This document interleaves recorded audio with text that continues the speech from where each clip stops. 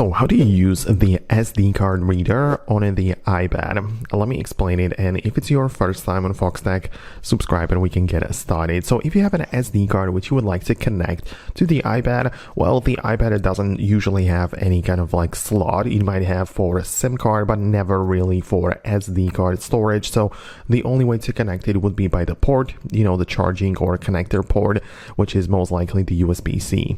So if you have an SD card, you need to connect it through a connector like this, which has the USB-C on one end, but it can read SD cards on the other. I'm not saying that you have to get this particular and a specific model, because there are more of them available, of course, but this is what we need to have in order to connect an SD card like this.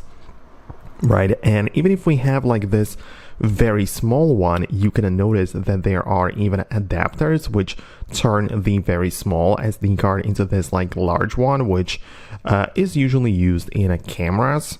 And you can also slide it into a connector like this, and this is what we connect to the iPad, right? Using the USB-C port, you just connect it as such, and you just wait for it to be recognized. And the way that you use it now is that you can at first see, if you go to the Files app, if it showed up in the left section, part of the locations, you can see that we have the iCloud, we have the local storage, which is called On My iPad, and all of the other providers. And we need to wait and see if a new storage, an external SSD or SD card, is going to appear on this list. Currently, it is not happening, or nothing is really going on. So let me retry the connection again.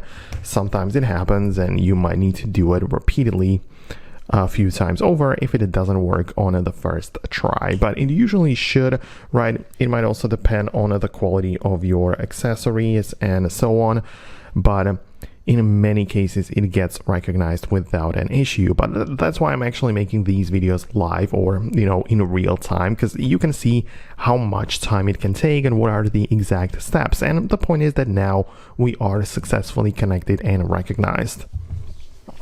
So either we can go through the files and like copy them to the local storage, so we could literally just grab I don't know, something, whatever, and move it over into the On My iPad. So we can put it, for example, into the downloads, right? And this is how we can move files back and forth.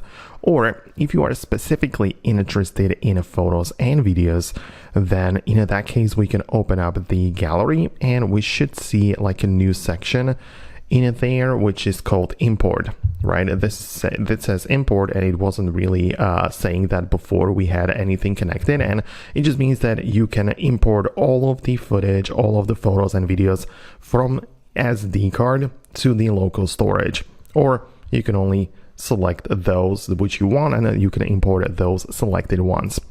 So that's how you can also use and transfer files back and forth. So let me know in the comments below if you managed to find what you needed and make it work. Hit the thumbs up if it did work, and I'll see you in the future videos.